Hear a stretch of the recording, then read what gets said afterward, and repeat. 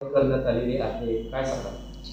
आज जळगाव शहर वाहतूक शाखा, स्थानिक पोलीस स्टेशनचे अंमलदार यांच्या संयुक्त कारवाईने जळगाव शहरामधील ज्या रिक्षा चालक आहेत, ज्या रिक्षा आहेत, त्यामध्ये काही रिक्षा विदाऊट परमिट असतात, तसेच काही रिक्षा कंडम झालेल्या आहेत, काही रिक्षांवर without number plate, without license अशा प्रकारची वाहतूक शहरामध्ये होत असते.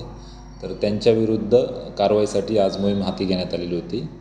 त्यामध्ये आत्तापर्यंत जवळपास 200 ते 250 रिक्षा शहर वाहतूक शाखेने जमा केलेल्या असून त्यांची चेकिंग करून त्यांच्यावर योग्य त्या कलमान्वये कायदेशीर कारवाई करण्याची प्रक्रिया सुरू आहे.